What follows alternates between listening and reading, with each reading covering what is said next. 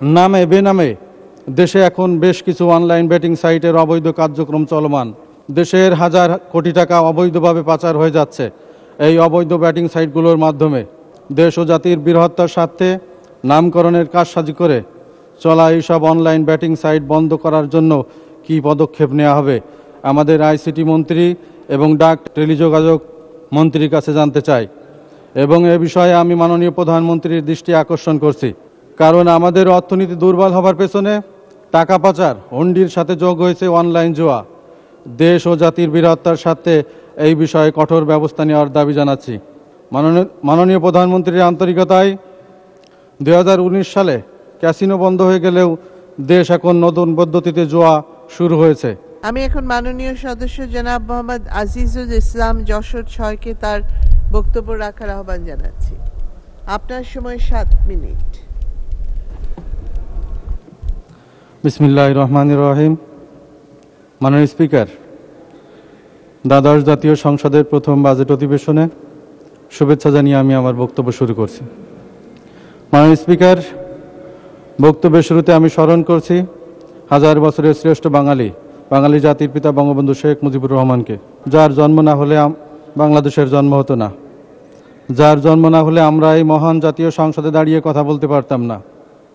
স্মরণ করছি মহান মুক্তিযুদ্ধের প্রতিটি শহীদ এবং সম্ভ্রম হারানো মা বন্ধুকে। স্মরণ করছি জেলখানার প্রকোষ্ঠে শাহাদাত বরণকারী জাতীয় 4 নেতাকেও। এক বুক যন্ত্রণার সীমাহীন আক্ষেপ নিয়ে স্মরণ করছি 1975 সালে 15ই আগস্ট কালো রাতে জাতির পিতার পরিবারের প্রতিটি শহীদদেরকে। মাননীয় স্পিকার, বক্তব্যের শুরুতে আমি মানবতার মা জননেত্রী শেখ হাসিনাকে ধন্যবাদ এবং কৃতজ্ঞতা সাধুবাদ জানাতে চাই। কারণ চলমান বৈদেশিক অর্থনৈতিক মন্দার মাঝেও মাননীয় প্রধানমন্ত্রী ফিলিস্তিনিকে সাহায্য সহযোগিতা করেছেন। বিশ্বের বড় বড় পরাশক্ত রক্তচক্ষু উপেক্ষা করে তিনি ফিলিস্তিনের পাশে দাঁড়িয়েছেন। মাননীয় স্পিকার, দ্বাদশ জাতীয় সংসদের নবীনতম একজন সংসদ সদস্য হিসাবে আমি সবসময় চাইব ঘাটতি বাজেটের ট্রেড থেকে বের হয়ে আরও শক্তিশালী বাজেটের। এই জন্য আমাদের অর্থনীতিকে আরও শক্তিশালী হিসেবে গড়ে তুলতে হবে। সেই জন্য প্রথমে আমাদের অর্থনীতি দুর্বল হবার পেছনের কারণগুলো খুঁজে বের করতে হবে। আমি এই মহান জাতীয় সংসদে বুকে হাত রেখে বলছি, সরকার যদি টাকা পাচার, হুন্ডি, অনলাইন ব্যাটিং সাইট বন্ধ করে দিতে পারে, 6 মাস নয় 3 মাসের মধ্যেই দেশের অর্থনীতি ঘুরে দাঁড়াবে, পূর্বের যে কোনো সময়ের চেয়ে শক্তিশালী হবে। মাননীয় স্পিকার, আপনি জানেন পৃথিবীতে অর্থনৈতিক দুর্বলতার চেয়ে বড় কোনো দুর্বলতা নেই। মাননীয় প্রধানমন্ত্রীর আন্তরিকতায় 2019 সালে ক্যাসিনো বন্ধ হয়ে গেলেও দেশ এখন নতুন পদ্ধতিতে জুয়া শুরু হয়েছে। আমি বিভিন্ন সংবাদ মাধ্যম থেকে জেনেছি যে এভাবে নামে বেনামে দেশে এখন বেশ কিছু অনলাইন বেটিং সাইটের অবৈধ কার্যক্রম চলমান আছে। এই বেটিং সাইটগুলোতে প্রতিদিন নিম্ন আয়ের মানুষেরাও তাদের রক্ত ঘামের বিনিময়ে উপার্জিত অর্থ খোয়াচ্ছে। দেশের হাজার কোটি টাকা অবৈধভাবে পাচার হয়ে যাচ্ছে এই অবৈধ ব্যাটিং সাইটগুলোর মাধ্যমে।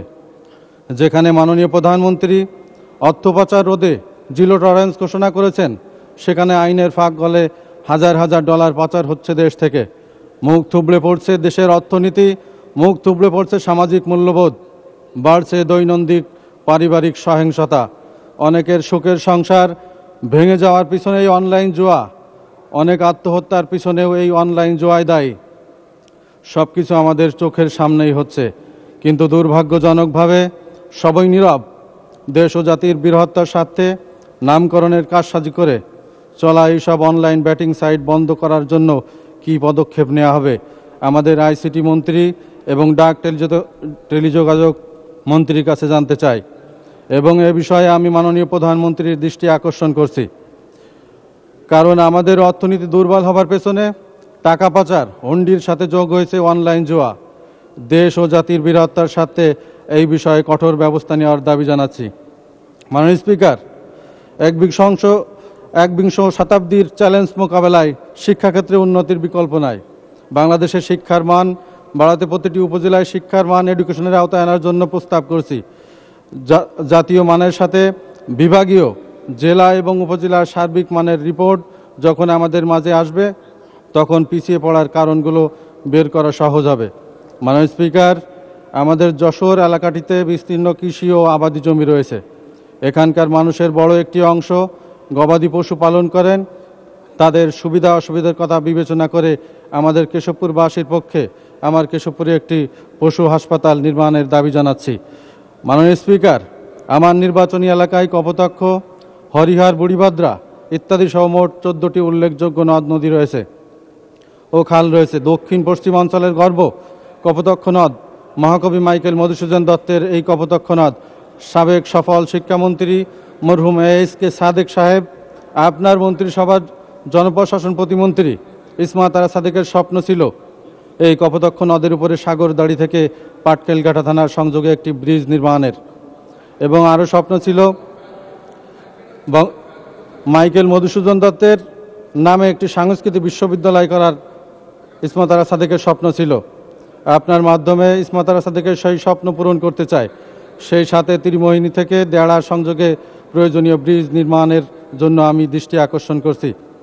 আমার এলাকায় নদ নদী এবং জলাশয়গুলো নম্রতা বজায় রাখা, সুইচ গেট, ভেড়িবাঁধ নির্মাণের মাধ্যমে ভবদা, কপোতাক্ষ, বিধৌত কেশবপুর উপজেলার জনগণকে পানিবন্দী দশা থেকে মুক্তি দিতে যথাযথ ব্যবস্থা গ্রহণের আকুল আবেদন জানাচ্ছি। আমি আর বক্তব্য দীর্ঘায়িত করব না। বক্তব্যের একদম শেষ দিকে শিক্ষা খাতে সর্বোচ্চ বরাদ্দের দাবি জানায়